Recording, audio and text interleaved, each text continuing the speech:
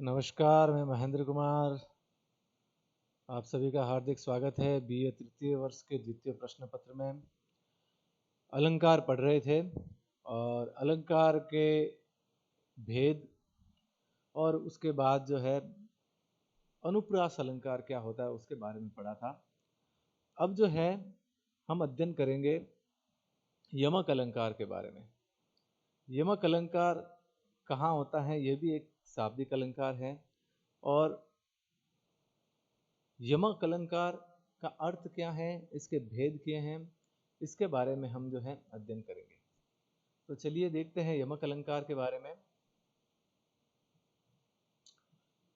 यमक अलंकार वहाँ होता है जहाँ पर किसी शब्द की आवृत्ति हो, अर्थात वह शब्द एक से अधिक बार या दो बार आए।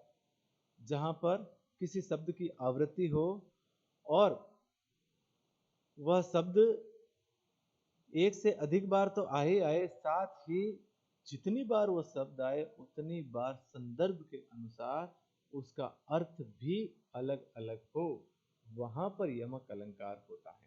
देखिए, लाटानुप्रास में शब्द की आवृत्ति होती है, पुनरुक्ति प्रकाश में भी होती है, लेकिन यमक अलंकार में क्या होता है, शब्द की आवृत्ति होती है और संदर्भ के अनुसार शब्द का प्रत्येक बार अर्थ क्या निकलता है, अलग अलग अर्थ निकलता है। तो वहां पर क्या होगा, यमक अलंकार होगा। जब शब्द की आवृत्ति एक से अधिक बार हो और उसका प्रत्येक बार अर्थ भी भिन्न भिन्न आए, अलग अलग अर्थ आए, तब वहां यमक अलंकार होता है। उदाहरण देखिए, यमक अलंकार का बहुत प्रसिद्ध उदाहरण है, कनक कनक ते सौगुनी मादकता अधिकाय, या खाए बोराय नर व पाए बोराय। यहां पर देखिए, कनक कनक शब्द है, इस शब्द की आवृत्ति हुई है, कनक कनक शब्द दो बार आया है। यहां पर पहले कनक का अर्थ है सोना और दूसरे कनक का अर्थ है धतूरा। क्या कहते हैं कवि कि सोना जो है धतूरे से 100 गुनी अधिक जो है मादकता, मादकता का मतलब है नशा, मद, उन्माद जो है पैदा करता है। क्योंकि या खाए बोराए, धतूरे को तो खाने पर आदमी, बोराए, बोराए का मतलब है पागल हो जाना, धतूरे को तो जब व्यक्ति खाता है तब पागल होता है, लेकिन सोना तो ऐसी वस्तु है कि जो इसको प्राप्त भी कर ले तो वह बोराए का मतलब है पागल हो जाता है। तो कनक शब्द दो बार आया है और इन दोनों ही बार कनक शब्द की जो है अर्थ भी अलग अलग आया है, इसलिए यहाँ पर यमक अलंकार है। तो यमक अलंकार में क्या होता है, शब्द की आवृत्ति होती है और अर्थ भी भिन्न भिन्न आता है।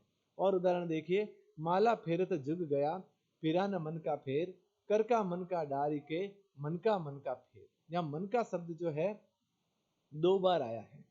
पहला जो है कर का मन का, कर का मतलब है हाथ, हाथ का जो मन का है, इस मन का अर्थ है माला का जो गोल गोल, जो माला के भीतर जो पिरोए जाने वाला मोती है, उस माला के मोती को डारी के यानी छोड़ दे। और मन का फेर, दूसरे यानी मन का मतलब है अपने मन का, मन का फेर का मतलब है मन, जो अपने मन का जो फेर है उसको जो है तो फेर उसको। तो पहले मन का अर्थ है माला का मोती या गुड़िया और दूसरे मन का अर्थ है मन। तो यहाँ पर शब्द की आवृत्ति हुई है और दोनों ही बार जो है अर्थ भी भिन्न भिन्न आया है। ठीक ऐसे ही ऊंचे घोर मंदिर के अंदर रहने वाली, ऊंचे घोर मंदिर के अंदर रहती है। यहाँ पर मंदिर दो बार आया है। यहाँ पर पहले मंदिर का अर्थ जो है वह ऊंचा महल है और दूसरे मंदिर का अर्थ है पहाड़ों की कंदराओं और गुफाओं में। तो ये जो है शिवाजी की रानियों को संदर्भित करते हुए जो है लिखा गया था कि ये जो शिवाजी की रानियां हैं वो ऊंचे घोर मंदिर यानी बड़े बड़े महलों में रहती थी, आज उनको जो है पहाड़ों की कंदराओं और गुफाओं में जो है रहना पड़ रहा है। अब देखिए यमक अलंकार के भेद देखते हैं। यमक अलंकार के मूल रूप से दो भेद माने गए हैं, अभंग पद यमक और सभंग पद यमक। इसे अभंग यमक भी कहते हैं और सभंग यमक भी कहते हैं। इन शब्दों को पकड़िए, बस आपको यमक अलंकार का भेद समझ में आ जाएगा। अभंग, अभंग का मतलब है बिना भंग किए हुए, अर्थात बिना टुकड़े किए हुए। जहां पर शब्दों को बिना टुकड़े किए हुए ही यमक अलंकार का चमत्कार होता है, वहां पर अभंग यमक अलंकार, और जहां पर सभंग, भंग सहित यानी जहां पर शब्दों को तोड़ने पर यमक अलंकार का चमत्कार प्रकट होता है, तो वहां पर सभंग यमक अलंकार है। तो अभंग यमक अलंकार के बारे में एक बार देख लेते हैं कि जब किसी शब्द को बिना तोड़े मरोड़े एक ही रूप में जब अनेक बार भिन्न भिन्न अर्थों में प्रयुक्त किया जाता है, तो वहां पर अभंग पद यमक अलंकार होता है। समझने का प्रयास कीजिए कि जहां पर शब्द की आवृत्ति होती है और अर्थ भी अलग अलग आता है, और उस शब्द के अलग अलग अर्थ निकालने के लिए शब्द के टुकड़े भी करने की जरूरत नहीं। जैसे कनक कनकते सोगनी, दोनों कनक कनक शब्द हैं, इनके हमने टुकड़े नहीं किए थे, वहां पर भी अभंग यमक अलंकार है। अब देखिए, जगती जगती की भूख प्यास, इस उदाहरण में जगती शब्द जो है वो 2 बार आया है, और इस शब्द को बिना तोड़े ही दोनों शब्द के अर्थ भी भिन्न भिन्न हुए हैं। पहले जगती का अर्थ है जागती, और दूसरे जगती का अर्थ है जगत। तो बिना इन शब्दों को तोड़े अर्थ अलग अलग प्रकट हुआ है, यमक अलंकार का चमत्कार प्रकट हुआ है, इसलिए यहाँ पर अभंग यमक अलंकार है। कनक कनकते सोगनी उदाहरण है, वह भी अभंग यमक पद का अलंकार का उदाहरण है। अब दूसरा देखते हैं सबंग पद यमक अलंकार, जहां पर शब्दों की आवृत्ति हो और उन शब्दों के अर्थ उन शब्दों को तोड़ने पर भिन्न भिन्न अर्थ प्रकट होते हो, वहां पर यमक अलंकार होता है। कि जहां पर जोड़ तोड़कर ऐसे शब्द समूह की आवृत्ति होती है, उसे भिन्न भिन्न अर्थों की प्रतीति होती है, और वहां वह निरर्थक होता है, तब सबंग पद यमक अलंकार होता है। उदाहरण देखिए, आपको समझ में आ जाएगा। दूसरा उदाहरण देखिए, या मुरली मुरलीधर की अधरान धरी अधरान धरूंगी।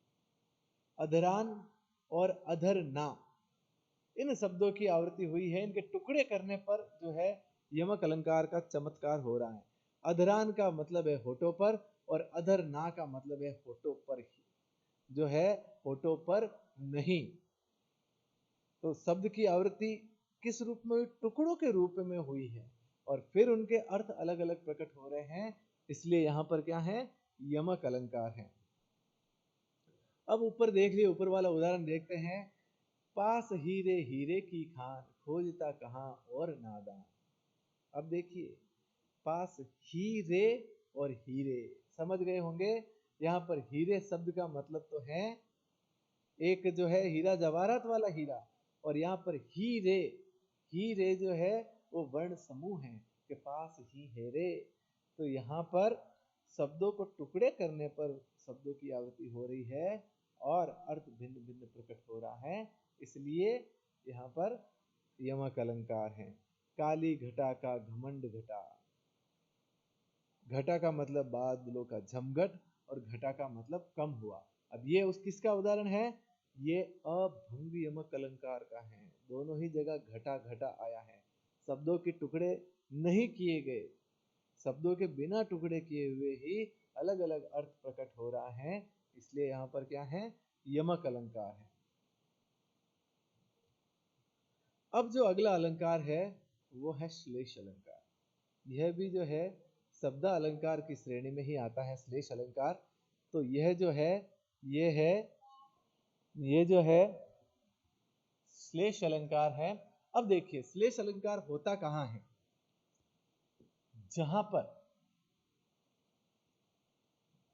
किसी शब्द की संदर्भ के अनुसार, जहां पर किसी शब्द का संदर्भ के अनुसार अलग अलग अर्थ निकलता हो। श्लेष शब्द का अर्थ है चिपकना। श्लेष का अर्थ क्या है? चिपकना, अर्थात एक ही शब्द में अलग अलग अर्थ चिपके हुए रहते हैं। जैसे कई बार अपन व्याकरण में पढ़ते हैं ना, अनेकार्थ शब्द, एक ही शब्द के अनेक अनेक अलग अलग अर्थ निकलते हैं। तो बस यहाँ पर भी वही है कि किसी एक ही शब्द के संदर्भ के अनुसार, संदर्भ के अनुसार बहुत आवश्यक है कि अलग अलग संदर्भ में उसके अलग अलग अर्थ जो है प्रकट होते हैं। तो संदर्भ के अनुसार जब अलग अलग अर्थ प्रकट होते हैं, तो वहां पर श्लेष अलंकार होता है। कौन सा अलंकार? श्लेष अलंकार। शब्द एक बार ही आएगा, लेकिन संदर्भ के अनुसार उसके अर्थ क्या हो जाएंगे? अलग अलग हो जाएंगे। श्लेष अलंकार को समझने का बहुत ही अच्छा उदाहरण है देखिए, रहीमन पानी राखिए, बिन पानी सब सून, पानी गए न उबरे, मोती मानस चून। यहाँ पर देखिए पानी शब्द है जो बड़ा ही विशिष्ट है। इस पानी शब्द को तीन अर्थों में, तीन संदर्भों में प्रयुक्त किया गया है। एक मोती के संदर्भ में, मानस के संदर्भ में और चून के संदर्भ में। ये रहीम जी ने इसका श्रेष्ठ अर्थ निकाला है। इसका पहला अर्थ क्या निकलता है कि आदमी या मनुष्य के संदर्भ में इसका अर्थ है विनम्रता से है, क्योंकि मनुष्य हमेशा विनम्र होना चाहिए। अगर मनुष्य के भीतर विनम्रता चली गई तो उस मनुष्य के भीतर कुछ नहीं रहता है। दूसरा पानी का अर्थ है चमक या तेज से है। अगर मोती की चमक अगर निकल जाए तो उस मोती का कोई मूल्य नहीं रहता। और पानी का तीसरा अर्थ है जल से।